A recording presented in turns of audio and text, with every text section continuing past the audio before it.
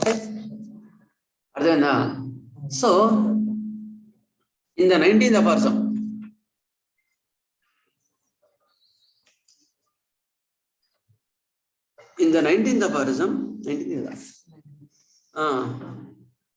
So ఇప్పుడు మనం ఎంత నేర్చుకున్నాం? డిసీజ్ ఇక్కడ the power must be owing solely to this power the process of the alteration of the man state of the health. అయితే ఎప్పుడైతే ఒక డైనమిక్ ఇన్ఫ్లుయెన్స్ అనేది డిసీజ్ ని, హెల్త్ కండిషన్ ని ఆల్టర్ చేసి డిసీజ్ గా మార్చిందో, then your medicine should also be dynamic. అది చెప్పింది ఇక్కడ. ఆ డైనమిక్ గా వర్క్ చేసే మెడిసిన్ మాత్రమే దాన్ని తీసేసి డిస్హార్మోనియస్ నుంచి హార్మోనియస్ గా మార్చగలుగుతుంది. అటువంటి మెడిసిన్సే మీరు వాడండి. అంటే మీరు ఇక్కడ మ్యాచ్ చేయాల్సింది dynamics quality. Dynamic qualities of the medicine only will alter the condition to the disease to health. అంటే డిసీజ్ అనేది స్పెసిఫిక్ గా ఎక్కడ లేదు, గుర్తుపెట్టుకోండి. It is only altered state of the health. Your medicine will not cure the disease. చాలా మంది అడుగుతుంటారు, sir మీరు సోరియాసిస్ తగ్గిస్తారా సార్ అంటే, అవును సార్ అని చెప్తాం. కానీ మనం సోరియాసిస్ తగ్గిస్తామా? హోమియోలో మనం తగ్గిస్తామా? తగ్గించాం. మన మెడిసిన్ ఎప్పుడు కూడా డిసీజ్ ని తగ్గించదు, గుర్తుపెట్టుకోండి. It will stimulate the vital force. ఇంతకుముందు చెప్పినారు కదా కనగారు. It will stimulate the vital force. Then the vital force which is aroused, ఏదైతే నిద్రాణమై ఉన్న ప్రాణశక్తి మళ్ళీ మేలుకొని అది అరే ఎవరో శత్రువులు వచ్చినట్టున్నారని అది మళ్ళీ దాన్ని క్లియర్ చేసుకుంటుంది. అప్పుడు మళ్ళీ మిగిలింది ఆరోగ్యం. గుర్తుపెట్టుకోండి. అంటే ఫైనల్గా ఇక్కడ చెప్పొచ్చింది ఏంటంటే, our medicines which is in dynamic plane and most similar only can cure the disease, means cure the sickness, not disease, sorry sickness. అది గుర్తుపెట్టుకోండి. అంతేగాని నేను క్రోసిన్ ఇస్తా, జ్వరం తగ్గిస్తా అంటే it is antipathy, most dangerous. గుర్తుపెట్టుకోండి, చాలా డేంజరస్. మీరు కాన్స్టిట్యూషన్ తగ్గుతున్నా ఎంత మంచిగా తగ్గించినా కూడా మళ్ళీ వాళ్ళు పాలు లేకుంటే మళ్ళీ వాడు అనారోగ్యం ఉంది. అందుకని ఏం చెప్పాలి అంటే, సార్ మరి తగ్గిన తర్వాత మళ్ళీ అలోపతి వాడచ్చు సార్ అని చెప్తారు. అంటే నేను ఒకటే చెప్తా, తగ్గిన తర్వాత ఏ ఇబ్బంది వచ్చినా భరించండి, అది తగ్గిస్తుంది.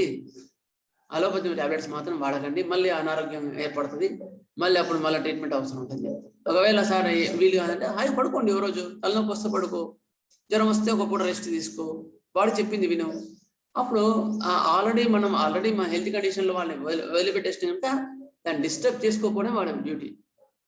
అందుకని ఆ ఆహార ప్రవృత్తుల్లో వాడి యొక్క వృత్తిలో వాటిలో వాడు జాగ్రత్త ఉంటే సరిపోతుంది. ఓకేనా? అదనమాట 19th aphorism. ఒక ద్రవ్యమున మన ప్రాణశక్తిని కదిలించగల ప్రభావం ఉండవలను. అది ఆరోగ్యవంతులు ప్రయోగించినప్పుడు వారి ప్రాణశక్తిని కదిలించు, అప్పుడు వారిలో వేదనలు పుట్టును. ఏ ద్రవ్యం ఆరోగ్యవంతుని ఎందుకు ప్రయోగించినప్పుడు వేదనలు పుట్టునో అది ఔషధ ప్రభావం గల ద్రవ్యము. అదే రోగిలో గల ప్రాణశక్తిని కూడా కదిలించును. దానితో వాని ప్రాణశక్తిలో కొత్త సంచలనం ఏర్పడి ఆరోగ్యమునకు కావలసిన మార్పు తెచ్చును. అర్థమైందా?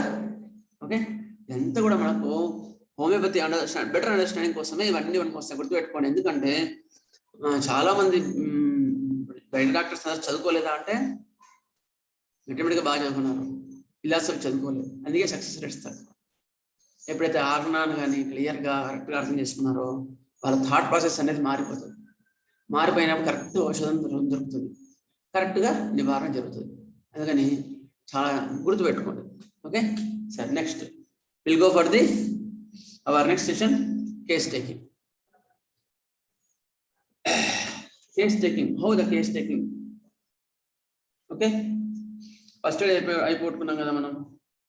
నెక్స్ట్ ఫస్ట్ ఎయిడ్లో కూడా కేస్ టేకింగ్ తర్వాత మళ్ళీ మీకు మిగతా ఫస్ట్ ఎయిడ్ నేర్పిస్తా.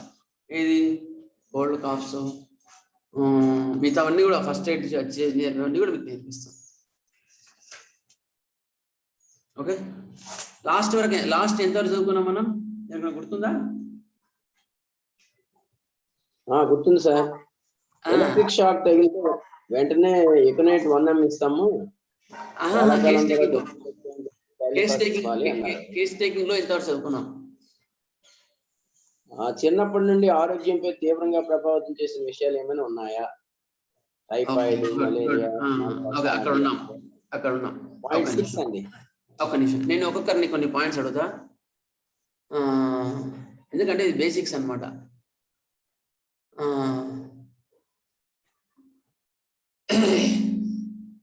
ఫస్ట్ పాయింట్ కంప్లీట్ సిమ్టమ్ అంటారండి. ఫస్ట్ పాయింట్ ని కంప్లీట్ సిమ్టమ్ అంటే ఏంటి చెప్పండి, రఘురామ్ గారు చెప్తారా?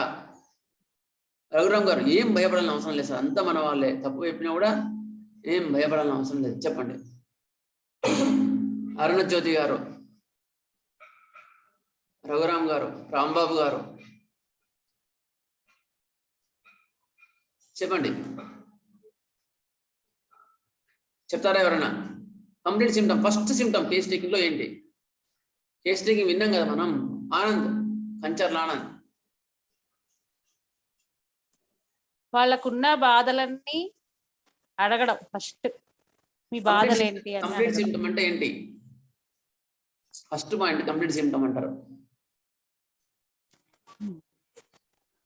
కంప్లీట్ సిమ్టమ్ అంటే ఏంటి చెప్పండి లక్ష్మి.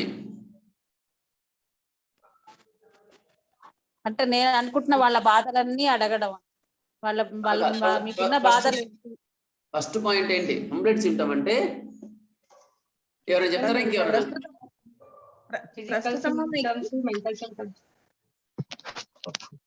భాస్కర్ గారు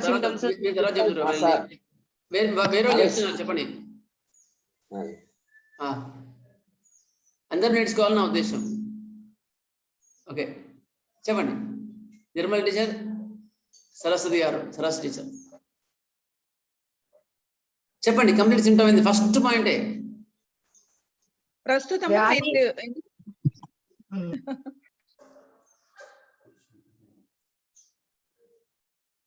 ఒకరు చెప్పండి, ఒకటి చెప్తారో ఒకటి చెప్పండి. నిర్మల్ టీచర్ మీరు చెప్పండి, తర్వాత మళ్ళీ సరస్వతి నేర్చుకోండి. చెప్పండి. ప్రస్తుతం మీకు ఏం ఇబ్బంది ఉంది, ఎందుకు, ఏ అనారోగ్యంతో ఇక్కడ వచ్చిండ్రు? ఓకే, ఇంకా అది అడిగిన తర్వాత మళ్ళీ దీంతో పాటు ఇంకేమైనా బాధలు ఉన్నాయా మీకు? ఇదొక్కటేనా, ఇంకేమైనా బాధలు ఉన్నాయా? తర్వాత నెక్స్ట్ పాయింట్ నుంచి అంటే ఈ బాధలు ఎప్పటి నుంచి ఉన్నాయి మీకు, ఎప్పుడు స్టార్ట్ అయినాయి? అది కంప్లీట్ సిమ్టమ్ అంటుందండి. గుడ్. ఎప్పటి నుంచి? డ్యూరేషన్. ఏం చేస్తే ఎక్కువ అవుతుంది, ఎప్పుడు, ఎలా ఉంటే ఉపశమనం పొందుతారు? మొడాలిటీస్ అంటారు వాటిని. ఇంకా సరస్వతి నేను చెప్తారా?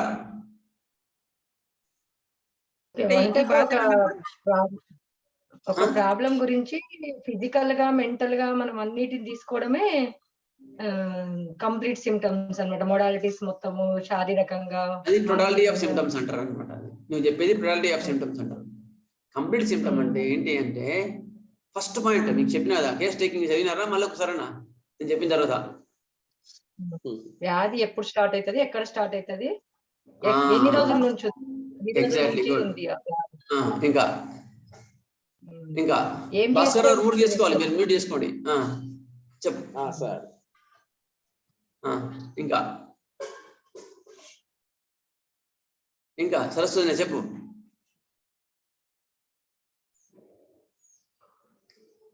కంప్లీట్ సిమ్టమ్ అంటే మొడాలిటీస్. Exactly correct. ఇంకా ఇంకా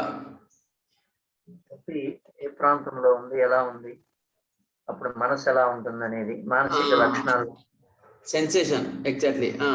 ఇంకా వ్యాధికి ఏమైనా కారణం, అంతకుముందు ఏదన్నా ఇబ్బంది ఏమైనా జరిగిందా అంటే వానలో తడవడం కానీ, లేదన్నా ఫుడ్ లో తేడా కానీ, కారణం, కాజేషన్. గుడ్. ఇంకా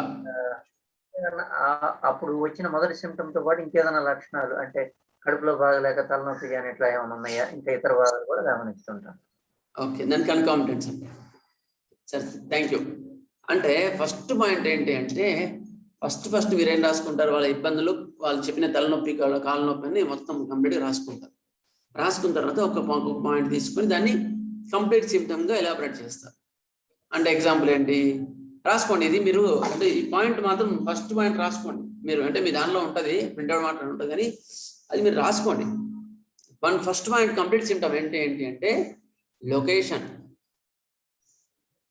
duration, modalities, sensation, causation, concomitant. ఈ 6 కలిసి కంప్లీట్ సిమ్టమ్ అంటారు. గుర్తుపెట్టుకోండి. ప్రతి ఒక్క దాన్ని కంప్లీట్గా తీసుకుంటేనే అది కంప్లీట్ సిమ్టమ్, లేకపోతే incomplete symptom. Location, duration, sensation, modalities, causation, concomitant. ఇది కంప్లీట్ సిమ్టమ్. మైండ్లో వచ్చింది అందరికీ? వచ్చినట్టేనా? ఎందుకంటే బేసిక్. అందుకని ముందుకు పోయేటప్పుడు ముందు బేసిక్ చూసుకోవాలి కదా. పునాది బిల్డింగ్ కట్టడానికి పోయినప్పుడు బిల్డింగ్ అంతా కట్టిన తర్వాత అయ్యో పునాది సరిగ్గా కట్టేది అనుకోని కాదు కదా. అందుకని పునాది ఒకసారి చెక్ చేస్తున్నా.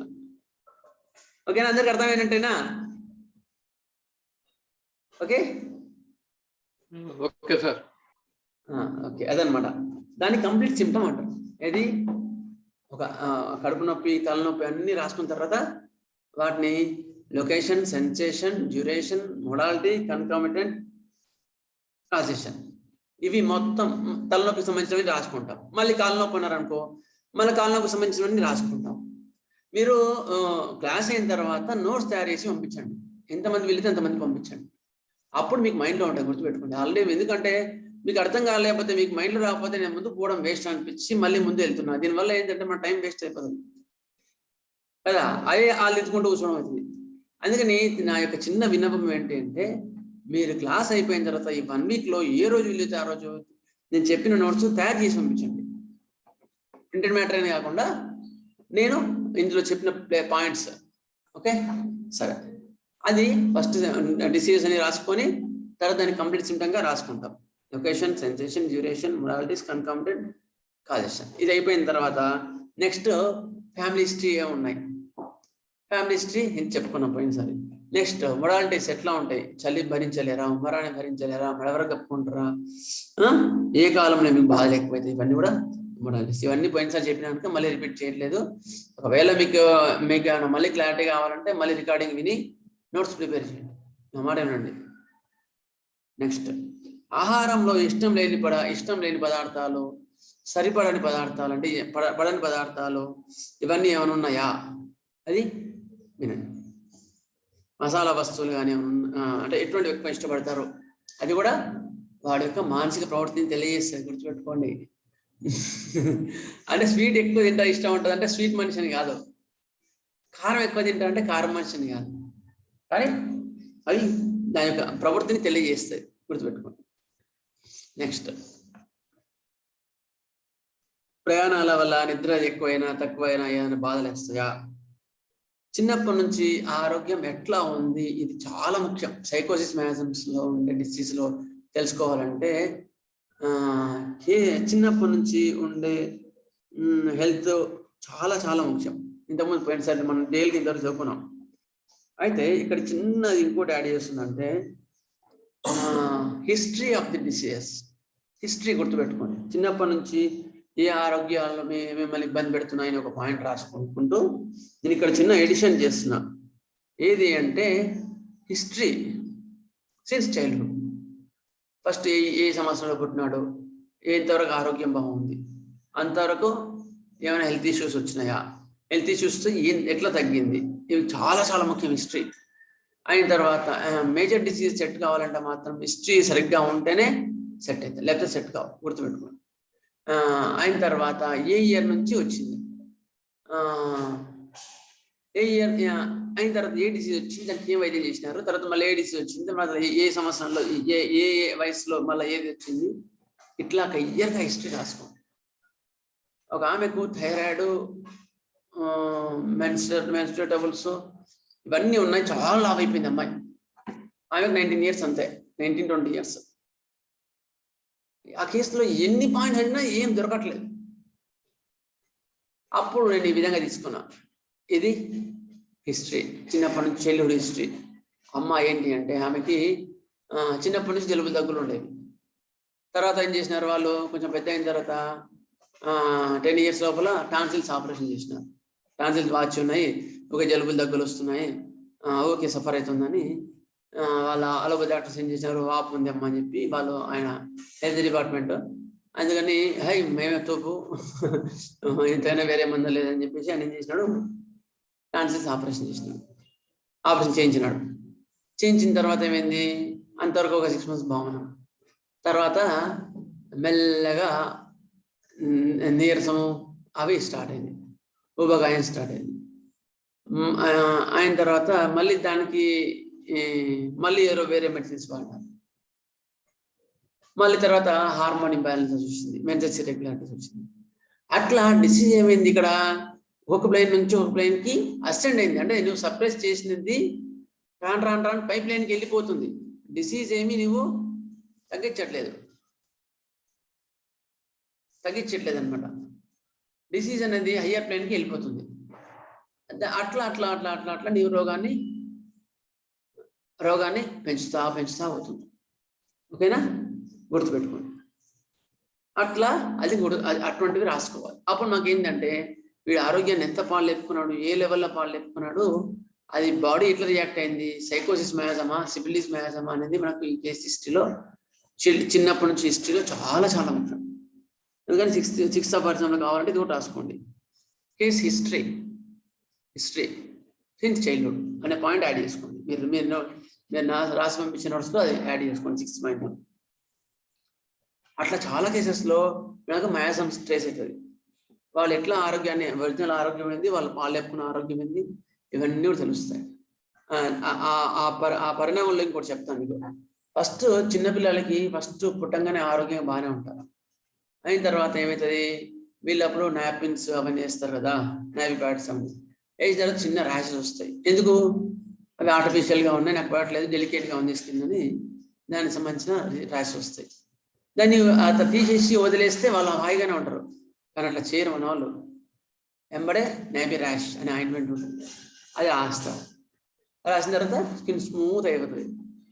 స్మూత్ అయిపోయిన తర్వాత ఈ ర్యాష్ ఎక్కడ పోయింది, మరి ఆల్రెడీ బాడీ ఒక ప్రతిచర్య చేసింది కదా, ఆ ప్రతిచర్యకు సంబంధించింది ఏమన్నా అంటే నువ్వేం చేస్తున్నావు, నీ దాన్ని కప్పుడుతున్నావు, కానీ ఎందుకు ప్రతిచర్య చేసింది అనే పాయింట్ని తగ్గించట్లేదు. అది కదా డిసీజ్, గుర్తుపెట్టుకోండి. అయిన తర్వాత నెక్స్ట్ ఏమైతుంది, అది అబ్బో వీడు చెప్తే వినట్లేదు అని చెప్పేసి నేను ఇబ్బంది పడుతున్నా అని అదేం చేస్తుంది, మళ్ళీ ఇంకో సిమ్టంగా చూపిస్తుంది. ఏది, కోల్డ్ కాఫ్కి చూపిస్తుంది. అంటే ఫస్ట్ స్టేజ్ నుంచి డిసీజ్ సెకండ్ ఫేజ్కి మళ్ళీపోయింది, కోల్డ్ కాఫ్ వచ్చింది. మళ్ళీ ఇప్పుడు ఏం చేస్తారు, కోల్డ్ కాఫ్ ఇది వేరే అని మంచి సిరప్స్, ముక్కు బిగారు ఉంటాయి, ముక్కు టాని చుక్కల మందు ఇవన్నీ వేసి అవుతుంది, బలం తగ్గుతుంది, మళ్ళీ వస్తుంది, మళ్ళీ తగ్గుతుంటుంది, మళ్ళీ వస్తే అబ్బో ఇదేదో ఇబ్బంది పెడుతుంది సార్ అని చూసి టాన్సిల్స్ ఉంటే టాన్సిల్స్ ఆపరేషన్ చేయడం, లేకపోతే స్టీరాయిడ్ పెట్టడం, అట్లా దాన్ని అణిచి పెడతారు. మరి అప్పటికే అణిచుకుంటారు. అంతవరకు వాడికి 7 years 8 years వస్తుంది. తర్వాత ఏమవుతుంది, ఆస్తమా స్టార్ట్ అవుతుంది. ఇది వేరే డిసీజ్ అని చెప్తారు డాక్టర్ అని. మళ్ళీ ఆస్తమా అనేది దానికి ఇన్హేలర్స్ అవి వాడుతుంది. అయిన తర్వాత మళ్ళీ దానికి అట్లా అణచిపెట్టిన తర్వాత ఇది ఆస్తమా ఏమైనా 3rd plane.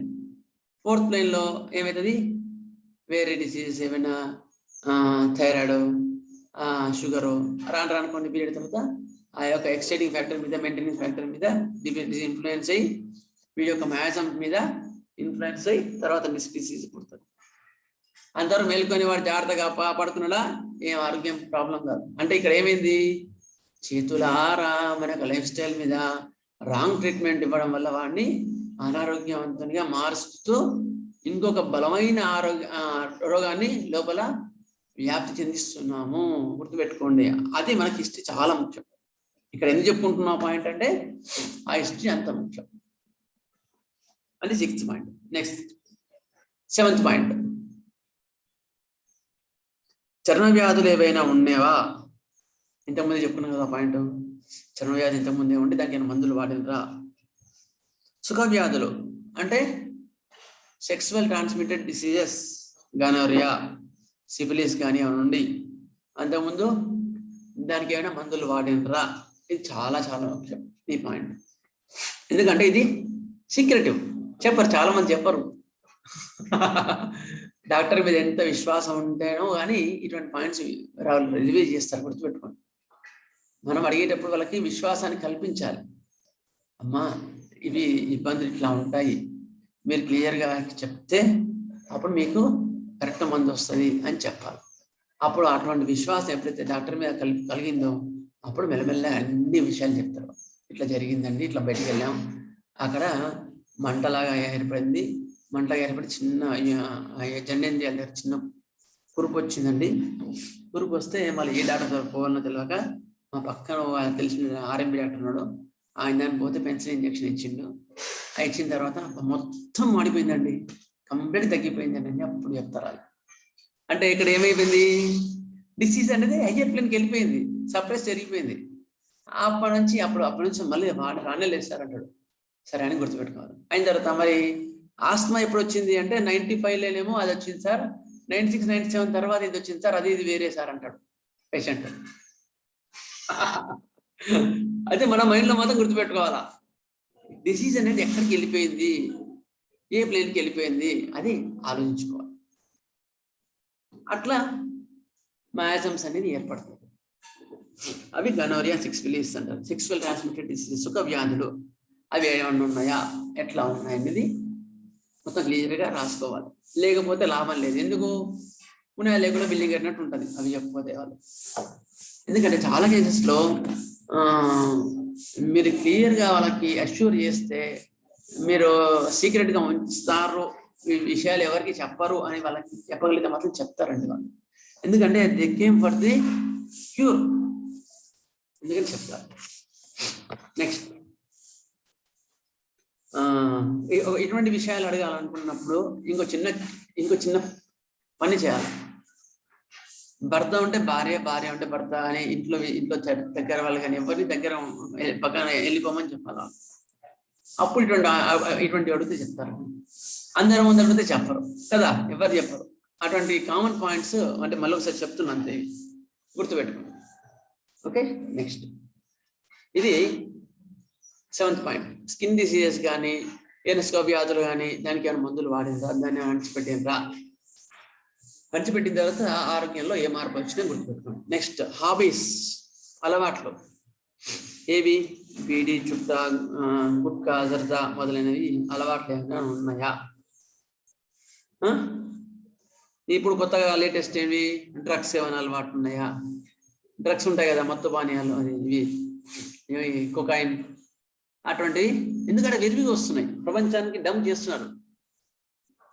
అవి ఏమన్నా వచ్చినాయా గుర్తుపెట్టుకోండి.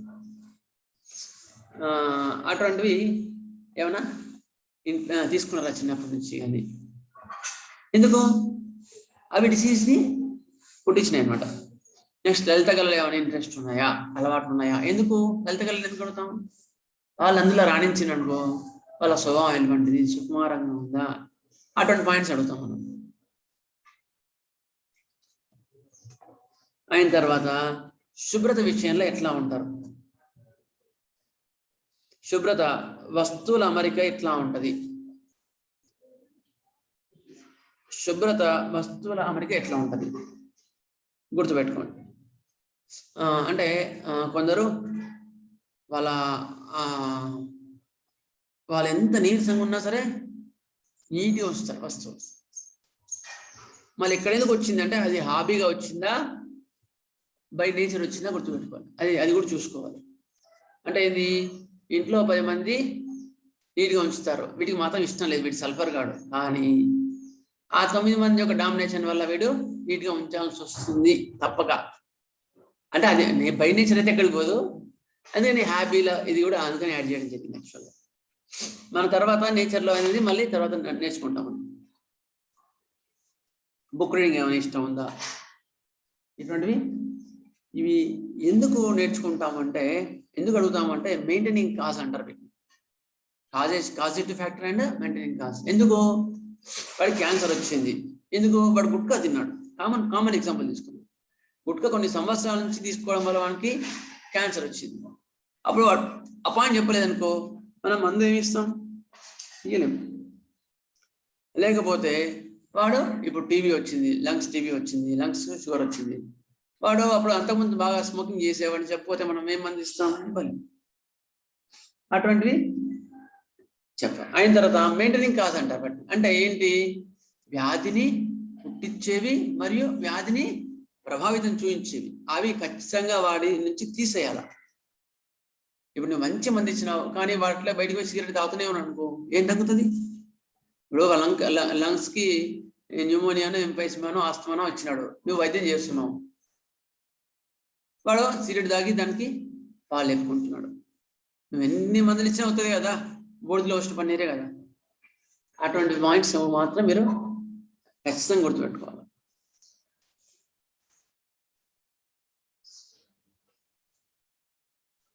అవి మెయింటైనింగ్ కాజ్ అంటారు. మెయింటైనింగ్ కాజ్ని తీసేయాలి ఖచ్చితంగా. కాజేటివ్ ఫ్యాక్టర్ని గుర్తుంచుకోవాలి ట్రీట్మెంట్లో. నెక్స్ట్, అవి స్వభావాన్ని, వాళ్ళ యొక్క అలవాట్లని తెలియజేస్తాయి. లలిత కళ ఇష్టమా, లేకపోతే ఎటువంటి ఎక్కువ ఇష్టపడతారు.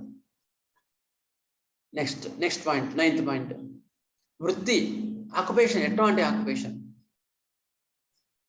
ఎక్కువసేపు నిలబడే ఆక్యుపేషనా, కూర్చునే అంటే ఎక్కువసేపు కూర్చునేది సెడెంటరీ హ్యాబిట్స్ అంటే డాక్టర్ ఎక్కువసేపు కూర్చునే ఉంటాడు, బ్యాంక్ ఎంప్లాయీస్ కూర్చునే ఉంటారు. నెక్స్ట్, ఇటువంటి వృత్తులు ఏమైనా ఉన్నాయా అడగాలి. అప్పుడు మనము అవి కనుక్కోలేదనుకో, అవి disease causing factors, maintaining factors అంటాం. వాళ్ళకి ఏం చేయాలి? ఆ వృత్తిని మార్చమని చెప్పలేం కదా. అందుకని ఆ వృత్తిని మార్చలేం కనుక, వాడి గవర్నమెంట్ జాబ్ కనుక ఏం చేయాలి? వాళ్ళకి ఆసనాలు, వాకింగ్ ఖచ్చితంగా చెప్పాలి. అమ్మాయి ఎంతమంది మంచి మందులు ఇచ్చినా తగ్గదు, మీరు వాడికి ఆసనాలు, సూర్య నమస్కారాలు వేసుకుంటే అప్పుడు సెడెంటరీ హ్యాబిట్స్ పోయి మాత్రమే తగ్గుతుంది, అంతవరకు ఎంత మంచి మంది ఇచ్చినా అవుతుంది అని చెప్పాలి. అందుకని ఏమైనా కనుక్కోవాలి సెడెంటరీ హ్యాబిట్స్ ఎట్లా ఉన్నాయి. నెక్స్ట్, ఎక్కువసేపు నిలబడ్డే వృత్తులు ఏమైనా ఉన్నాయా? ఎక్కువసేపు నిలబడే వృత్తులు అంటే సేల్స్ మ్యాన్స్, లేకపోతే కండక్టర్స్, ఇటువంటి వృత్తులు ఆమెవి. ఎందుకు? అప్పుడు వాళ్ళకి సంబంధించిన కొన్ని డిసీజెస్ ఏర్పడుతుంటాయి. ఏవి? వెరికోస్ అల్సర్స్ కానీ, వెరికోస్ వెయిన్స్ కానీ, ఏమున్నా సరే మయాజంనే గుర్తుపెట్టుకో. మయాజం అట్లా ఉంటేనే అవి ఎఫెక్ట్ చూపిస్తాయి. మయాజమ్స్ గైడ్ చేయండి ఆ డిసీజ్ అని. ఇప్పుడు కండక్టర్లు అందరికీ రావు, మరి వెరికోస్ వెయిన్స్ అనుకో, నిలబడితే వచ్చాయని డాక్టర్ చెప్తారు. కండక్టర్లు అందరికీ రావాలి కదా, టీచర్ అందరికీ రావాలి కదా. ఎందుకు రావట్లేదు? కొంతమందికి వస్తుందంటే వాళ్ళ లోపల ఆ మయాజం, సైకోసిస్ మయాజం ఉంది కనుక, లోపల విత్తనం ఉంది కనుక వర్షం పడితేనే మొలక వస్తుంది. లోపల విత్తనం లేదు, వర్షం పడితే మొలక వస్తుందా? రాదు. అట్లా వాడి లోపల ఆ మయాజం ఉంది కనుకనే వాడు ఇన్ఫ్లుయెన్స్ కాగలిగిండు. అందుకని ఆ పాయింట్ ఖచ్చితంగా మనం నోట్ చేసుకోవాలి కేస్ టేకింగ్లో. అందుకని ఎక్కువ మటుకు అటువంటి వృత్తులలో ఉన్నారా ఖచ్చితంగా అడగాలి. ఎక్కువ మటుకు కూర్చునే వృత్తియా, తిరిగే వృత్తియా, లేకపోతే ఎక్కువ మెంటల్ స్ట్రెస్ ఉండే వృత్తియా? ఎక్కువ మెంటల్ స్ట్రెస్ అంటే కంట్రోలర్ ఉంటాడు, బస్ స్టాండ్లో కంట్రోల్ ఉంటాడు, లేకపోతే హైయెస్ట్ పోస్టులు ఉంటాయి. ఇవి ఎక్కువ బ్రెయిన్తో ఎక్కువ ఆలోచించే పోస్టులు ఉంటాయి, రీసెర్చర్స్, స్కాలర్స్. అటువంటి వాళ్ళని ఎందుకు అడుగుతాం మనం అంటే, అటువంటివి ఆరోగ్యం మీద ప్రభావితం చూపించింటాయి. ఆ పాయింట్స్ చెప్పకపోతే మనకు వృధాయే. అందుకని అటువంటివి రాసుకోవాలి. ఎందుకు? అటువంటి డ్రగ్స్ మాత్రమే మనం చేసుకోవాలి. నెక్స్ట్, రేడియేషన్ కానీ కెమికల్ ఎక్స్పోజర్స్ ఉండే వృత్తులలో ఏమైనా ఉన్నాయా అంటే, ఫార్మాసిటికల్స్ వర్క్లో ఏమైనా చేస్తారా కదా. ఎందుకంటే కొన్ని డ్రగ్స్ ఎఫెక్ట్ చూపిస్తాయి.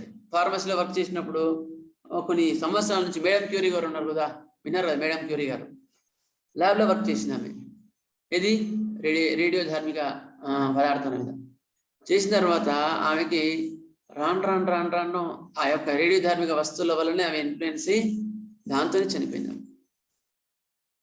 అవునా లేదా madam Curie?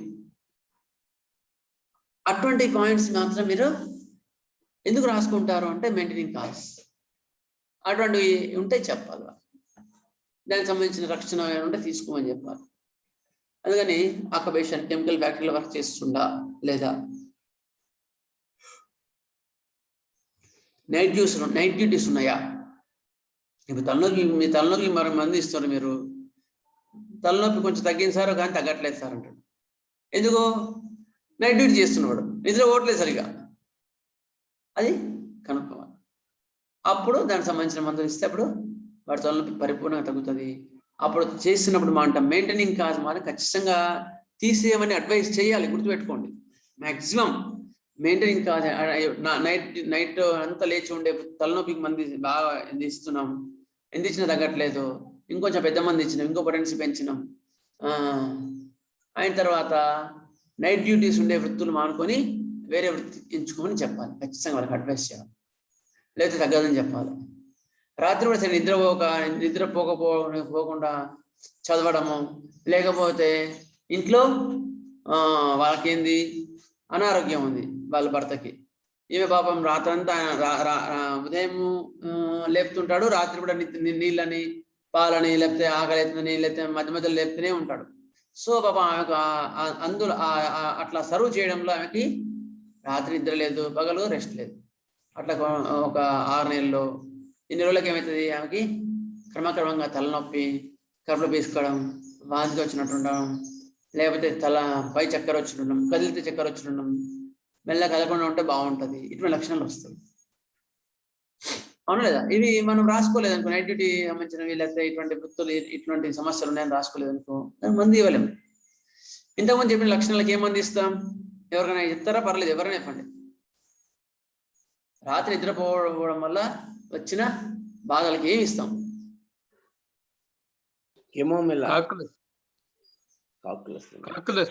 కాకులస్ indica, exactly, from nursing. Cocculus indicus for nursing, గుర్తుపెట్టుకోండి.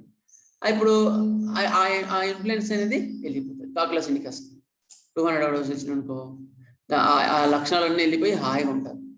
మళ్ళీ నైట్ డ్యూటీకి వెళ్ళిండు, మళ్ళీ సేమ్ అనుకో, మళ్ళీ వస్తే మళ్ళీ కాకులస్ ఇచ్చుకుంటూ కూర్చుంటారా? కాదు, ఆ మెయింటైనింగ్ కాస్ట్ తీసేయమని చెప్పాలి, ఆ డ్యూటీస్ మానేమని చెప్పాలి. అప్పుడే మీరు వాళ్ళకి పరిపూర్ణ రక్షణ, పరిపూర్ణ చికిత్స చేసినట్టు. అందుకని గుర్తుపెట్టుకోండి, నైట్ డ్యూటీస్ ఏమైనా ఉన్నాయా. నెక్స్ట్ 10th పాయింట్, జీర్ణశక్తి ఎట్లా ఉంటుంది? విరేచనం సాఫ్గానే ఉంటుందా?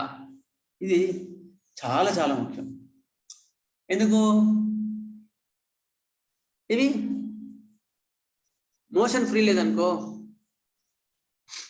ఆ పాయింట్ చెప్పలేదనుకో, వాళ్ళు మర్చిపోయాను అనుకో, నీకు చాలా కొన్ని బాధలు ఉంటాయి. మోషన్ ఫ్రీ ఉంటే ఇప్పుడు నక్షం అనుకో, సార్ కడుపు నొప్పి ఎంత చేసినా తగ్గట్లేదు అంటాడు, కానీ వాడు మోషన్ ఫ్రీ ఉన్నది మనం అడగలేదు, వాడు చెప్పలేదు. సార్ మరి నువ్వు చెప్పలేదు, ఇదేంటి మోషన్ ఫ్రీ లేదని చెప్పలేదు, నేను నక్షం వేరే ఇచ్చిన అంటే, సార్ మీరు అడగలేదు నేను చెప్పలేదు సార్ అంటాడు. నాకు ఇది చెప్పాలని తెలియదు సార్ అంటాడు. నేను ఎంతసేపు ఉన్నా తలనొప్పికి వచ్చిన, కడుపు పిసుకడానికి ఇచ్చిన, అంతేగాని మోషన్ కోసం నేను రాలేదు. మోషన్కి వేరే మందు వాడుతున్నాను, 50 లక్షలు వాడుతున్నా అంటాడు. అందుకని నేను చెప్పలేదు. అంటే అట్లా కాదు, అయినా పరిపూర్ణంగా కంప్లీట్ చెప్పినప్పుడు నీకు కరెక్ట్ వైద్యం చేయగలుగుతాము, లేక చేయలేము అని చెప్పాలి. ఓకేనా? నెక్స్ట్, అందుకని అటువంటివి ఖచ్చితంగా గుర్తుపెట్టుకోవాలి. విరేచనాలు, మోషన్స్ సాఫీగా ఉన్నాయా? ఆకలి ఎట్లా ఉంటుంది?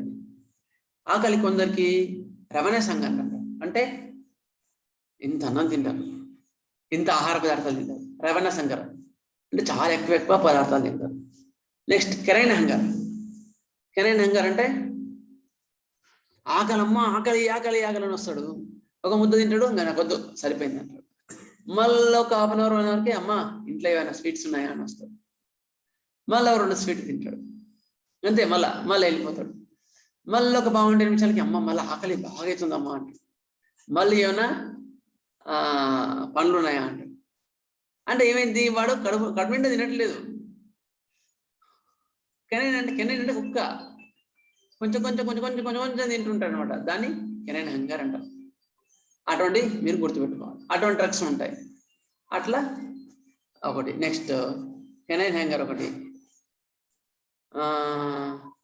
రవణ సంగర్, హంగర్ అగ్రవేషన్. కొందరికి ఏంటి బాధలన్నీ కూడా ఆకలి అయితే బాధలన్నీ ఎక్కువైతాయి, అటువంటివి గుర్తుపెట్టుకోండి. ఆకలి అయితే బాధలు ఎక్కువైతాయి. హంగర్ అగ్రవేషన్ చాలా చాలా జనరాలిటీస్, ఎందుకంటే కెంట్ గారు దాన్ని రిపోర్టర్లో ఇచ్చినప్పుడు జనరాలిటీస్ లో ఇంక్లూడ్ చేసినారు దాన్ని. హంగర్ అగ్రవేషన్ అంత ఇంపార్టెంట్ పాయింట్. అంటే మెంటల్ సిమ్టమ్స్ ఎంత ముఖ్యమో ఆ పాయింట్ కూడా అంత ముఖ్యం. హంగర్ అగ్రవేషన్, ఆకలి తట్టుకోలేరు, ఆకలి ఉంది కానీ తినలేకపోతున్నారు, అది కూడా జనరాలిటీస్. అందుకని సీనియర్ క్లాసెస్ ఎవరైనా ఇంటున్న వాళ్ళు కూడా చెప్తున్నా ఏంటి అంటే ఫిజికల్ జనరల్స్ కూడా మెంటల్ జనరల్స్ అంత ముఖ్యం. ఇవన్నీ ఫిజికల్ జనరల్స్. హంగర్ అగ్రవేషన్ అంటే ఆకలి తట్టుకోలేకపోవడం, లేదా ఆకలి ఉంది కానీ తినాలనిపించట్లేదు, లేదా కొంచెం తినగానే కడుపు నిండట్లేదు. ఇవి అన్ని జనరల్ సింటమ్స్ ఖచ్చితంగా. నెక్స్ట్ అందుకని ఆకలి ఎట్లా ఉంది, ఆకలి అస్సలు తినట్లేదు సార్ మావాడు అంటారు వాళ్ళమ్మ వచ్చి. వాళ్ళమ్మ వచ్చి ఆకలి అస్సలు మావాడికి అస్సలు ఆకలి వేస్తారంటే ఎవరు ఆకలి అవుతలేదా అంటే వాడు మాత్రం బొద్దుగానే ఉంటాడు మంచిగా, కానీ మావాడికి ఆకలి అవుతలేదు సార్ అంటది వాళ్ళమ్మ. ఆవిడ ఎంత తింటారా అంటే మావాడు ఇంత తింటాడు. ఆమె బాబు చెప్తాడు ఇంత రోజు ఇంత తింటారు సార్ అని చెప్తాడు. వాళ్ళమ్మ ఏం లేదు సార్ మావాడికి ఇంత తింటాడు సార్ అని వాళ్ళమ్మ చెప్తాడు. బాబా ఏంది ఇంకా మావాడు ఇంకా బలం కావాలి, ఇంకా లావు కావాలి, ఇంకా ఎక్కువ తినాలని వాళ్ళ ఉద్దేశం. అందుకని ఆకలి మంచిగా ఉంది అంటే మంచి మంది అని ఏం చేస్తారు, ఆకలి అయితే లేదని చెప్తారు అనమాట వాళ్ళమ్మ. ఇటువంటివన్నీ ఉంటాయి ప్రతి స్టేజ్లో, ఇవన్నీ కూడా గమనించాలా. అందుకని అయితే వాడు బాగానే తింటుండు కానీ ఏ మాత్రం ఇంకా బాగా తినాలని చెప్తుంది. సరే అమ్మ అట్లా చెప్పండి, కానీ మీరు చెప్పినట్టు చెప్పాలి, ఆకలి బాగానే ఉంది కానీ అని చెప్పాలని చెప్పాలి. నెక్స్ట్ టైం ప్రకారం తింటారా లేదా, ఏ డైజెషన్ కానీ టైం ప్రకారం తింటున్నారా లేదా, ఇది చాలా చాలా ముఖ్యం. ఎందుకు కొందరు నైట్ 12 o'clock తినే వాళ్ళు ఉంటారు, 10 o'clock 11 సిటీ కల్చర్ ఎప్పుడు ఏర్పడిందో నాగరికతలో అంతకుముందు హాయిగా 8 o'clock తిని పడుకునేవారు పల్లెటూరులో. ఇప్పుడు టీవీలు వచ్చిన తర్వాత ఏమైంది, టీవీని చూసుకుంటూ మెల్లగా 9కి వంట స్టార్ట్ చేస్తే 10కి అయితే అందరికి వచ్చిన వారు 11 అయితే అప్పుడు తినేసి మళ్ళీ ఇంటికి పడుకుంటారు. ఆరోగ్యం మొత్తం దెబ్బతింటుంది, నిద్ర లేకుండా అది కూడా దెబ్బతింటుంది. అందుకని మళ్ళీ లేచినప్పుడు ఇంట్లో వేస్తారు 8, 9 లేస్తారు. ఆఫీస్ 9 కనుక 8 లేచి హడావిడిగా బయలుదేరి స్నానం చేసి వెళ్ళిపోతారు. హడావిడిలో మోషన్ రాదు. ఎందుకు, దానికి టైం ఇవ్వాలి కదా వాడు, అవలేదా? అందుకని రాను ఆ టెన్షన్కి మోషన్ రాదు. మోషన్ రాకపోతే తలనొప్పి వచ్చిన తర్వాత దానికి సాడని వేస్తాడు. సాడని వేసిన తర్వాత కడుపు రేపు ఇంకో డిసీజెస్ వస్తుంది. రాను షుగర్ ఏర్పడుతుంది స్ట్రెస్ వల్ల. అంటే మన యొక్క లైఫ్ స్టైల్ అనేది ఎక్కడ దారి తీసిందో చూసుకోండి. అప్పుడు అది మనం కనుక్కోలేదనుకో కేస్ టేకింగ్ వృధా. అందుకని అవన్నీ కూడా ముఖ్యం. మీరు ఎన్నింటి తింటారు అడగాల, నైట్ టైం ఎన్ని గంటలు తింటారు, మధ్యాహ్నం ఎన్ని గంటలు తింటారు, అటువంటి పాయింట్స్ ఖచ్చితంగా గుర్తుపెట్టుకో. ఎస్పెషల్లీ సిటీస్లో ఉండే వాళ్ళ కేస్ టేకింగ్లో మాత్రం ఖచ్చితంగా చెప్పి వాళ్ళకి చెప్పాలి. మీరు ఏమైనా తీసుకోండి 9 లోపల 8 సూర్య యాక్చువల్గా ఆయుర్వేద ప్రకారం ఏంటంటే సూర్యాస్తమయం లోపల తినాలి అని ఆయుర్వేదం చెప్తుంది. మనం అంత వీలు కాబట్టి కనీసం 7 లోపల అయిపోవాలి కదా అని చెప్పాలి. అప్పుడు ఇప్పుడు ఏది కరెక్ట్, ఇప్పుడు అందరు చేస్తున్నారంటే నేను 12 తింటున్నాను నాది కరెక్ట్ అనుకుంటున్నాను. పాపం వాళ్ళ తప్పు కాదు, అది తెలుసుకోపోవడం తప్పు. అట్లా కాదు, ఇది శాస్త్రము 7 లోపల అయిపోవాలి తిన్నారని చెప్తే అమ్మో ఇట్లా తినాలి సార్, ఇట్లా తింటే ఆరోగ్యం బాగుంటుందని అప్పుడు వాళ్ళు కొందరు చెప్తారు పాపం. అప్పుడు దాన్ని కరెక్ట్గా మనం చెప్తే వాళ్ళకి ఆరోగ్యాన్ని మనం చేకూర్చినట్టే. ఓకే, ఎందుకంటే టైం ప్రకారం తింటారా, టైం ప్రకారం తినరు కొందరు. ఏది కొన్ని ప్రొఫెషన్స్ ఉంటాయి. మధ్యాహ్నం కిరాణా ఉంది, కిరాణా స్టేట్లో ఉంటారు వాళ్ళు, మధ్యాహ్నం 3-4 అవుతుంది, నైట్ 11-12 అవుతుంది. ఇట్లా కొన్ని సంవత్సరాల పాటు అట్లా టైం ప్రకారం తినకపోవడం వల్ల కొన్ని రోగాలు ఏర్పడతాయి.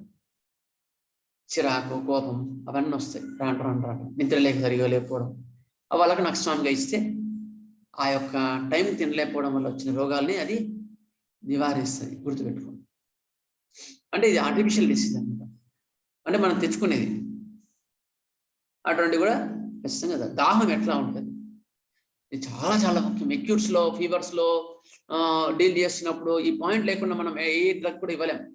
దాహం ఎట్లా ఉంటుంది, అంతకుముందు ఎట్లా ఉండేది, జ్వరం వచ్చిన తర్వాత ఎట్లా ఉంటుంది, జ్వరం కానీ తలనొప్పులు కానీ ఇటువంటి కేసు టేకింగ్ చేసినప్పుడు మాత్రం ఖచ్చితంగా ఈ పాయింట్ అడగాల మీరు. ఎందుకంటే నెక్స్ట్ మనం కోల్డ్ కాఫ్ చదువుకుంటాం, జ్వరాలు చదువుకుంటాం, అప్పుడు ఈ పాయింట్ ఖచ్చితంగా మీరు అడగాల్సిందే. అడగకుండా మంది ఇచ్చిన అనుకోతుంది. దాహం ఎట్లా ఉంటుంది, కొంచెం తాగుతారా, థర్స్ట్ ఫర్ స్మాల్ క్వాంటిటీస్, ఎంతసేపు తాగుతారు, ఎక్కువ తాగుతారా?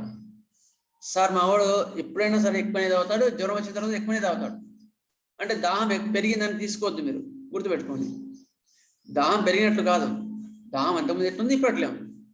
అయితే డిసీజ్ వచ్చిన తర్వాత అంటే ఫీవర్ వచ్చిన తర్వాత అంతకుముందు అస్సలు తాగని వాడు ఇప్పుడు విపరీతమైన దాహం అంటున్నాడు సార్, విపరీతంగా తాగుతున్నాడు సార్ అంటే అప్పుడు then it is the point.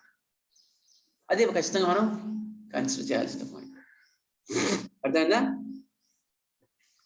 ఒకవేళ అంతకుముందు ఎక్కువ దాహం తాగేవాడు, బాగా రోజు నీళ్ళు తాగేవాడు, జ్వరం వచ్చినప్పటి నుంచి అస్సలు నీళ్ళు ముట్టట్లేదు సార్, బలవంతంగా తాగిస్తే ఒక చెంచా తాగుతున్నాడు మళ్ళీ ఊకుంటున్నాడు సార్, అప్పుడు థర్స్ట్లెస్ తీసుకోవాలి. ఆ జ్వరాలకు సంబంధించిన పాయింట్స్ థర్స్ట్లెస్ రెమెడీస్ చూసుకోవాలి. పల్స్టిల్లా, ఎపిస్, జెల్సేమియం ఇవన్నీ కూడా థర్స్ట్లెస్ రెమెడీస్. థర్స్టీ రెమెడీస్ ఏమి ఉన్నాయి? బ్రయోనియా, చాలా ఉన్నాయి, ఇంకా లైకోపోడియం, ఇవన్నీ కూడా థర్స్టీ రెమెడీస్. అవి కూడా చూసుకోవాలి. చాలా చాలా ఉంటాయి అట్లా. అందుకని అంత మరి దీన్ని ఎట్లా కనుక్కోవాలి మనం ఎక్యూట్స్లో అంటే? ఎక్యూట్లో కనుక్కోవడం వేరు, క్రానిక్లో కనుక్కోవడం వేరు. క్రానిక్ కేసెస్లోనేమో దాహం ఎక్కువ తాగుతాడు సార్ అంటే అప్పుడు హార్ట్ రెమెడీస్ వస్తాయి చూసుకోండి అంతే. దాహం ఎక్కువ ఉందని రాసుకోండి. ఒకవేళ ఎక్యూట్స్లో అంతకుముందు దాహం ఎట్లా ఉంది, ఇప్పుడు దాహం ఎట్లా ఉంది కంపేర్ చేసుకొని రాసుకోవాలి కంపల్సరీ. ఈ పాయింట్, అంతకుముందు దాహం ఎట్లా ఉంది, ఇప్పుడు ఎట్లా దాహం ఉంది రాసుకోవాలి. నెక్స్ట్, ఇది థర్స్ట్ సంబంధించింది. దాహం ఉన్నా కూడా ఎక్కువ తాగుతున్నాడా, తాగినప్పుడల్లా బ్రయోనియా ఉందనుకో గజదాహం అంటారు. అంటే వాడికి అసలు దాహం ఉండదు, నోరు ఎండిపోయినప్పుడు మాత్రం 1 లీటర్ నీళ్ళు తాగుతాడు, మళ్ళీ 2 hours వరకు తాగడు, మళ్ళీ ఒక 2 hours తర్వాత మళ్ళీ 1 లీటర్ నీళ్ళు తాగుతాడు. దానికి గజదాహం అంటారు బ్రయోనియాలో. అటువంటి పాయింట్స్ మీరు రాయగలిగితే, రాయకపోతే మనం బ్రెయిన్ ఇవ్వలేం. ఆర్సికాలం ఉంది, ఆర్సికాలం వాళ్ళ దాహం ఎట్లా ఉంటుంది? దాహం అంటాడు, కొంచెం తాగుతాడు, పావు గ్లాస్ తాగుతాడు, మళ్ళీ ఒక 10 నిమిషాలకి మళ్ళీ పావు గ్లాస్ తాగుతాడు, మళ్ళీ 10 నిమిషాలకి మళ్ళీ పావు గ్లాస్. వాళ్ళ అమ్మ ఏం చేస్తుంది? ఒక చిన్న బాటిల్ తెచ్చుకొని పక్కన కూర్చుంటుంది, అడిగినప్పుడు చిన్న మూతలు పోసిస్తుంటుంది, మళ్ళీ 10 నిమిషాలకి మళ్ళీ దాహం అంటాడు, మళ్ళీ మూసలు పోసిస్తుంది. వాళ్ళు ఆర్సికాలం అని గుర్తుపెట్టుకోవాలి. నెక్స్ట్, యాంటీమ్టాట్ ఉంటుంది. యాంటీమ్టాట్ వాళ్ళకు కూడా అంతే, దగ్గు విపరీతంగా ఉంటుంది, కొంచెం తాగుతారు, కొంచెం తాగానే హాయిగా ఉంటుంది, మళ్ళీ కొంతసేపటికి మళ్ళీ తాగుతారు. అదొకటి. పల్స్టిల్లా వాళ్ళకి దాహం ఎట్లా ఉంటుంది? ఎందుకంటే మీకు అర్థం కానీ చెప్తున్నాను. ఎందుకు డాక్టర్ గారు అడుగుతారు అని ఇంతకుముందు అమ్మాయి అంది, వాళ్ళు వచ్చిందో రాలేదు అమ్మాయి. ఎందుకు అడుగుతారు ఇవన్నీ కూడా అంటే దేహతత్వాన్ని తెలుసుకోవడానికి. పల్స్టిల్లా ఉందన్న కాన్స్టిట్యూషన్, నోరు విపరీతంగా ఎండిపోయిన ఉంటుంది కానీ తాగబుద్ధి కాదు. అయితే వాళ్ళ అమ్మ ఏం చేస్తుంది? జ్వరం ఉంది, 102 ఉందిరా నువ్వు తాగు అని బలంగా చేస్తే ఒక సిప్ తాగుతారు, పెదవులు తడుపుకుంటారు అంతే. మళ్ళీ నా తాగుబుద్ధి లేదని గట్టిగా అంటారు, మళ్ళీ 10 నిమిషాలు మళ్ళీ కొంతసేపటికి మళ్ళీ నోరు మాత్రం ఎండిపోతుంటుందేమో, తాగబుద్ధి కాదు. జెల్సేమియం, పల్స్టిల్లా, ఎపిస్, ఈ 3 రెమెడీస్లో కూడా ట్రై ఆఫ్ థర్స్ట్లెస్ అంటారు. చాలా రెమెడీస్లో కూడా ఉంటాయి కానీ ఇది నానుల్లో ఫేమస్ అయిపోయాయి. అయిన తర్వాత ఇటువంటివి గుర్తుపెట్టుకో. ఇంకో డ్రగ్ ఉంటుంది, ఈ 3 కూడా నోరు ఎండిపోయినట్టుంటే కానీ తాగబుద్ధి కాదు. నక్స్ మోస్చర్ అని ఉంటుంది, అది విపరీతమైన మత్తు ఉంటుంది. మత్తు ఉండి నోరు ఎండిపోయినట్టుండి లోపల కాటన్ లైక్ సెలైవా అంటారు దాన్ని, లోపల పత్తి ఉన్నట్టుంటుంది, అది లోపల లాలాచలం, కానీ తాగబుద్ధి కాదు. అది నక్స్ మోస్చర్. అట్లా ఒక్క రెమెడీ తీసుకుంటూ పోతే దాని దాహాలని ఎలాబరేట్గా మనం చదువుకోవచ్చు. కాబట్టి మీకు అర్థం కాని పాయింట్ మాత్రం మీరు చెప్తున్నాను. దాహం ఎట్లా ఉంటే మనకి ఎటువంటి రెమెడీస్ వస్తాయి అనేది మీకు అర్థం కావాలి కదా. అది నెక్స్ట్, ఇది 10th పాయింట్. ఓకేనా? నెక్స్ట్ 11th పాయింట్, యూరిన్ ఎట్లా ఉంటుంది? యూరిన్ ఎల్లో ఉందా, వైట్ ఉందా, లేకపోతే సాఫ్గా వస్తుందా, సాఫ్గా రావడం లేదా, సాఫ్గా రాక కొంచెం వస్తుంది, మళ్ళీ ఒక పావు గంటకి మళ్ళీ పోవాల్సి వస్తుంది, మళ్ళీ పావు గంటకి మళ్ళీ పోవాల్సి వస్తుంది, లేదా కొంచెంసేపటికి మళ్ళీ యూరిన్ పోవాల్సి వస్తుంది, లేదా రాత్రంతా నిద్రలేస్తారు. ఎందుకంటే యూరిన్ పోతూనే ఉంటాం సార్ నైట్ టైం, వయసు వచ్చిన వాళ్ళు చెప్తుంటారు. ఇవన్నీ గుర్తుపెట్టుకోవాలి. యూరిన్ ఎల్లో వస్తుంది సార్ ఎక్కువ, లేకపోతే ఇటువంటి యూరిన్ ఎట్లా ఉంటుంది అనే పాయింట్ ఎక్యూట్లో చాలా చాలా ముఖ్యం. గైడింగ్, అది చాలా గైడింగ్. ఎందుకు?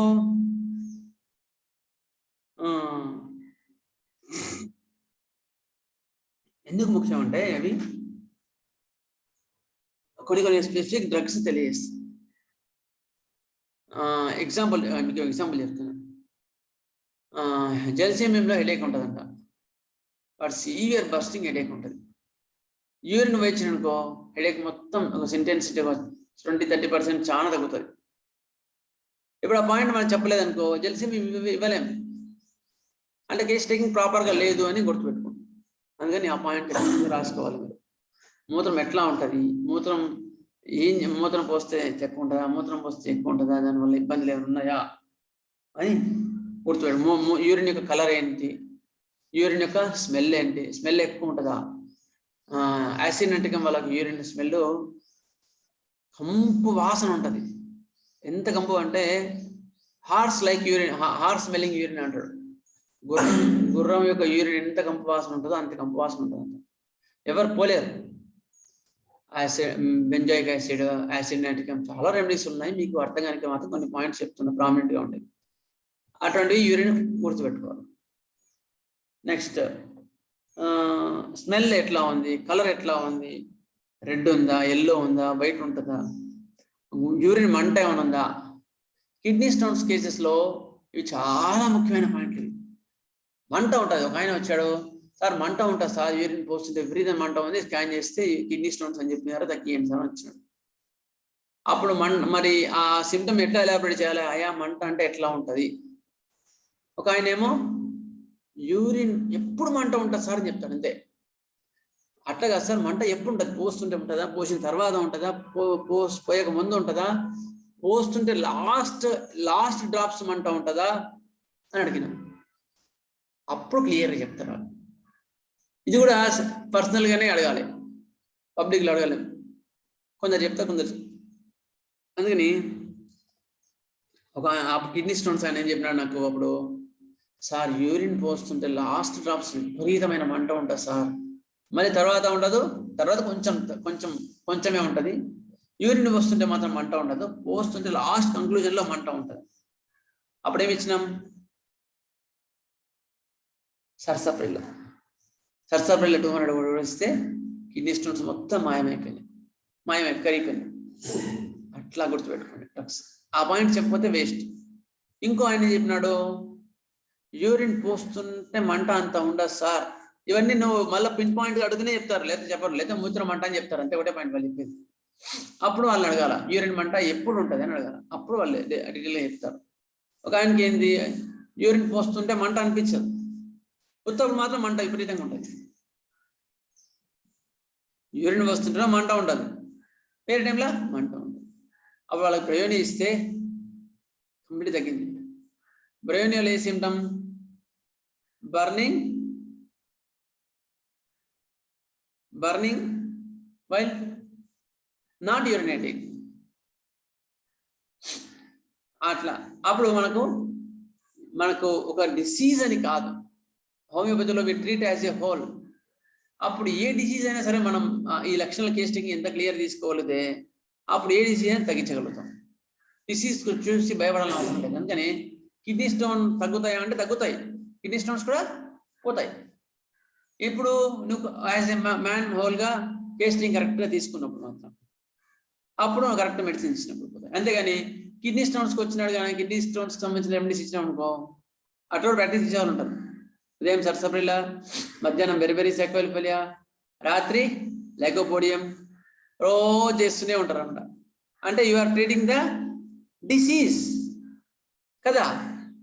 బట్ హనుమాన్ గారు ఏం చెప్పినారు, డిసీజ్ తగ్గించే పని నీది కాదురా, అది ప్రాణశక్తి యొక్క పని. నీ యొక్క పని ఏంటి, ప్రాణశక్తి మేల్కొల్పడం మాత్రమే. ఇది గుర్తుపెట్టుకోండి ఖచ్చితంగా. ఇక్కడ చాలా మంది బోల్తా పడతారు, చాలా మంది ట్రీట్మెంట్ని వాళ్ళు చెప్పుకుంటారు. అందుకని నీ డ్యూటీ ఏంటి, to arouse or stimulate the vital force only అన్నప్పుడు మనకి వాడు కిడ్నీ స్టోన్స్ ఉంటేవి ఏది ఉంటే మనకేం సంబంధం కదా. అందుకని అక్కడ డైవర్షన్ కాకండి. వాడు ఏ ఇబ్బంది ఉన్నాడు, ఏ రోగం ఉన్నాడు, క్యాన్సర్ ఉన్నాడు, ఏదైనా ఉన్నాడు, మనకు సంబంధం లేదు. మనకి కేస్ టేకింగ్ ఎంత డీటెయిల్గా ఉంటే వాడి డిసీజ్ ఎంత ఉన్నా తగ్గించవచ్చు. అందుకని కేస్ టేకింగ్ అనేది ఒక సింహద్వారం లాగా, ఒక కోటకు డోర్ లాంటిది. అది ఉంటేనే మనం లోపలికి వెళ్ళగలుగుతాం. ఆ పేషెంట్ లోపలికి వెళ్ళే భాష కేస్ టేకింగ్, వెళ్ళే ద్వారం కేస్ టేకింగ్, గుర్తుపెట్టుకోండి. అది లేకుండా మనం ఎంత కేస్ టేకింగ్ లేకుండా ఎన్ని మందులు ఇచ్చినా వృధాయే. కోట లోపలికి వెళ్ళలేము. ద్వారం లేకుండా కోట లోపలికి పోగలుగుతామా? వెళ్ళలేము. కాకపోతే చిన్న సందు ఉంటే ఆ సందులో కూర్చొని కోటలో పోయినా అనుకుంటాం, కానీ మళ్ళీ ఒక సంవత్సరం తర్వాత చూస్తే ఆనే ఉంటాం, సందు లోపలనే ఉంటాం, కానీ కోట లోపలికి పోము. అట్లా మనం ఒక రోగి యొక్క డీటెయిల్గా తీసుకుంటేనే మనం, అందుకని హోమియోపతి నేర్చుకునే అంబిషన్ ఉండే వాళ్ళు ఖచ్చితంగా కేస్ టేకింగ్ నేర్చుకోండి, గుర్తు పెట్టుకోండి. మీరు కేస్ టేకింగ్ ఎంత పర్ఫెక్ట్గా చేయగలిగితే మీకు వైద్యం వచ్చేసినట్టే పెద్ద విషయం కాదు. కేస్ టేకింగ్ స్కిల్స్ సైమల్టేనియస్గా క్లాసెస్ ఏం చెప్తున్నారు వింటున్నాను అనుకో, అప్పుడు ఈ పాయింట్ కూడా వచ్చాయని మీకు అర్థమవుతుంది. ఇప్పుడు నాకు యూరిన్ పోస్తుంటే మంట డీటెయిల్గా అడగాలని తెలీదు. ఎప్పుడైతే వెటర్నరీ నేర్చుకున్నానో అప్పుడు ఈ పాయింట్స్ ఇంత ఎలాబరేట్ చేయొచ్చు అని తెలుసుకున్నాను. అందుకని దాంతోపాటు రోజు కూడా ఈ వెటర్నరీగా ఇవన్నీ కూడా చదవాలి. అందుకని ఇటువంటివి చాలా ముఖ్యం. యూరిన్ ఎట్లా ఉంటుంది, సాఫీగా ఉంటుందా, మూత్రం మంట ఉంటుందా, కలర్ ఎట్లా ఉంటుంది, ఇవన్నీ కూడా ముఖ్యం. నెక్స్ట్ పాయింట్, 12th పాయింట్, ఛాతీలో నొప్పి కానీ దగ, ఎగపోత లాంటివి ఏమైనా ఉన్నాయా? అవును సార్, నడుస్తుంటే చాలా దగ్గు వస్తుంది సార్ అని చెప్తున్నాను. ఎందుకు? ఎప్పుడు కూర్చునే అలవాటు వాడికి, ఎప్పుడు లేచి పెద్ద సేట్ అనమాట, కోడీశ్వరుడు ఆయన. కోడీశ్వరుడు కనుక నేనెందుకు నడవాలి? ఇప్పుడు ఒక వస్తుంది, గ్లాస్ ఉంది, నేనేం తెచ్చుకోవాలి? ఒక బస్ స్టాండ్ ఉన్నాడు కదా, బస్ స్టాండ్ ఇచ్చిస్తారు కదా. అయిన తర్వాత ఒక ఊడ్చుకోవాలి, నేను ఎందుకు ఉడవాలా? నేను కోడీశ్వరుణ్ణి, వేలెవరు ఉన్నారు. లేకపోతే ఒక బుక్ తెచ్చుకోవాలా, ఆ బుక్ తెచ్చిస్తారు, వాళ్ళు ఇచ్చారు, వీడు తెచ్చుకోడు, వాళ్ళే ఇచ్చేయాలి. అంటే వీడికి వసతి కాక వీడు ఒక హయ్యర్ పర్పస్లో ఉన్నప్పుడు ఎంగేజ్ అయినప్పుడు అసిస్టెంట్ తీసుకోవడం వేరు, కానీ సెడెంటరీ హ్యాబిట్స్గా తెచ్చుకోవడం వేరు అనమాట. అర్థంగా? అందుకని అటువంటివి గుర్తుపెట్టుకోండి. రాను సెడెంటరీ హ్యాబిట్స్ వల్ల ఏమవుతుంది? లేస్తే దగ్గు వస్తుంది, నీరసం. అప్పుడు అంటే డిసీజ్ ఏర్పడినట్టు, మన చేతులారా మనం తెచ్చుకున్నట్టు. మీకు నేను ఒక ఆయనకి పేషెంట్ సరిపోయామండి, ఎప్పుడు ప్రాక్టీస్ చేసిన కొత్తలో 50 ఏళ్ళ తర్వాత. అయిన తర్వాత మాకు తాత అయ్యేవాడు. ఆయనకి ఏంటి అంటే డైజెషన్ అయితే లేదు, ఎక్కువ లేవనికి చేత కాదు. ఈ దాదాపు 80 ఏళ్ళు ఉంటాయి ఆయనకి, 60-70 ఏళ్ళు ఉంటాయి అప్పుడు. బాగా డబ్బున్న మనిషి, సంపన్నుడు. అయిన తర్వాత తాత మంది ఇస్తా కానీ నీకు డైజెషన్ ఇంప్రూవ్ కావాలి, ఇవన్నీ ఇంప్రూవ్ కావాలంటే నువ్వు మెల్లగా లేచి నడవాలి అని చెప్పి, నడవాలి మెల్లగా, నీ పనులు చేసుకోవాలి, కొంచెం వాకింగ్ ఎక్సర్సైజ్ ఏవో చేయాలి అంటే చెప్పిన. సరే అన్నాడు. మళ్ళీ అయిన తర్వాత పోయినప్పుడు ఏం చేస్తున్నా, వాకింగ్ చేస్తున్నావు అంటే కాళ్ళు ఆడిస్తున్నా అంటాడు. నేనేం చెప్పినా అంటే, వాకింగ్ చేయమంటే ఆయన ఉద్దేశం ఏంది? కాళ్ళు ఆడేయమని ఉద్దేశం ఆయనకు. అందుకని ఏం చేసిండు, ఒక పని మనిషిని పెట్టుకున్నాడు. దానికి ఒక పని మనిషిని పెట్టుకొని ఆయన కుర్చీ మీద కూర్చుంటే ఆ పని మనిషి 2 కాళ్ళు ఆడిస్తున్నమాట. అక్కడ అంటే అది కాదు, నీ కాళ్ళు ఆడియడం అంటే నా ఉద్దేశం ఏంటంటే, నడుస్తుంటే కొంచెం అరుగుతుంది, అరిగినప్పుడు జనరేషన్ ఇంప్రూవ్ అవుతుంది, అప్పుడు నీకు సెట్ అవుతుంది అని చెప్పినా ఆయనకి. అయిన తర్వాత మళ్ళీ సరిపోయినప్పుడు ఇప్పుడు వాకింగ్ చేస్తున్నావా అంటే చేస్తున్నా సార్ అంటాడు. అయిన తర్వాత మళ్ళీ కొంచెం వాడిని కూర్చున్న తర్వాత ఏదో విషయం కావాలంటే, ఇట్లా మీరు నడుస్తుంటే మోషన్ ఫ్రీ ఉంటుంది తాత అంటే, లాలు అని పిలుస్తున్నమాట ఆయన. ఏంది అంటే, లాలు కాళ్ళు, డాక్టర్ గారు కాళ్ళు నడవంటున్నారు, కొంచెం కాళ్ళు కదిలి అంటున్నాడు. అంటే ఆ పని అట్ట కాదు, వాడి కాళ్ళు ఆడిస్తే వాడు ఆరోగ్యవంతుడు అవుతుండు, నువ్వు అనారోగ్యవంతుడు అవుతున్నావు, చూసుకున్నావా తాత అంటే, మన పైసలు ఉన్నాయి, మనం ఎందుకు అంటాడు ఆయన. అయిన తర్వాత ఆ పక్కన తాత ఉన్నాడు కదా, ఆయన కూడా ఏజ్డే, చూసినావా నేను దగ్గరికి ఉన్నా అంటున్నాడు ఆయన. నాకు నవ్వు వచ్చింది అప్పుడు. అంటే ఎవడైతే ఆ పని చేస్తున్నవాడు యాక్టివ్గా ఉన్నాడు, పని చేయించుకునేవాడేమో రోగాల పాలయ్యాడు. అక్కడ అంటే ఆరోగ్యాన్ని ఎవడు పాలేపుకుంటున్నాడంటే వీడు పాలేపుకుంటున్నాడు అనమాట. అట్లా అటువంటి వాటిలో వచ్చే ఇకపోత, దమ్ము అట్లా ఏమైనా ఉన్నాయా గుర్తు తెచ్చుకోండి, చూసుకోండి. అటువంటి వాళ్ళకి అడ్వైస్ చేయాలా, లేదా ఛాతీల నొప్పి ఏమైనా ఉందా, హార్ట్ అటాక్స్ ఏమైనా ఉన్నాయా, హార్ట్ సంబంధించిన బాధలు ఏమైనా ఉన్నాయా, ఎగపోత లాంటివి ఏమైనా ఉన్నాయా, అవి కూడా మీరు చూసుకోండి. ఈ పాయింట్తో నీకు చెప్తా, ఇంకోటి 2 నిమిషాలు ఉన్నాయి. ఈ పాయింట్ మళ్ళీ ఎక్స్ప్లెయిన్ చేస్తా. ఏమైనా డౌట్స్ ఉంటే అడగండి, ఎందుకంటే చాలా ముఖ్యం. అడగండి ఎవరైనా డౌట్స్ ఉంటే.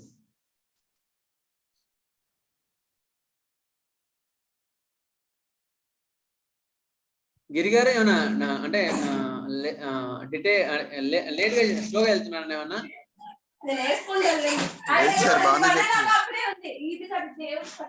స్లోగా అవుతుందా ఏమన్నా?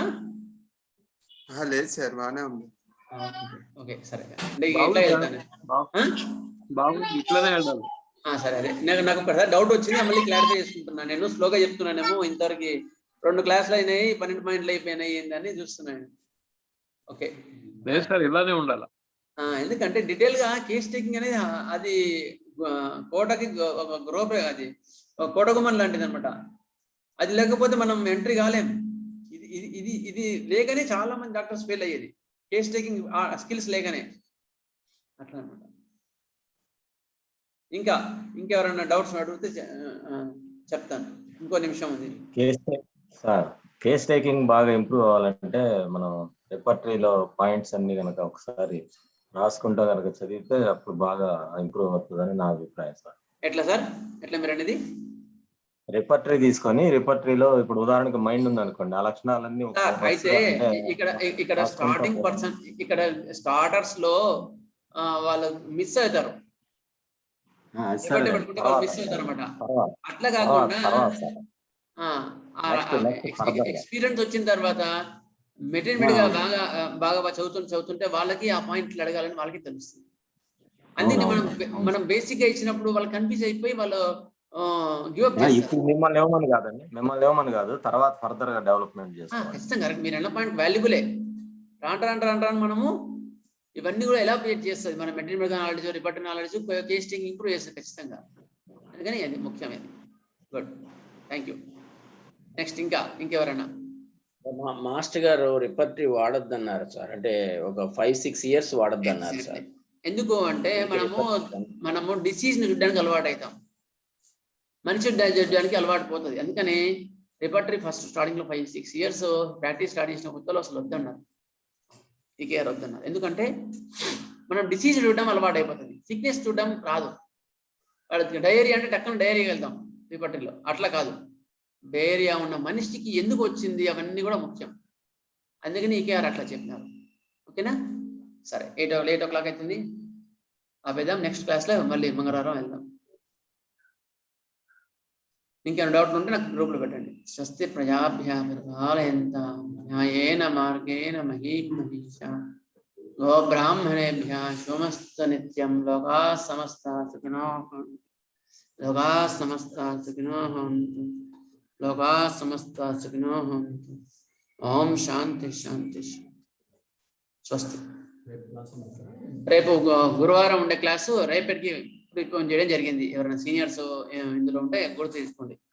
రేపు గురువారం దీపావళి ఉంది కనుక అందరు నోములో ఉంటే ఇబ్బంది ఉంటుందని రేపు బుధవారం అంటే రేపే క్లాస్ ఉంటుంది, సీనియర్స్ క్లాస్. ఓకేనా? అందరు గుర్తుపెట్టుకోండి. Okay sir, thank you.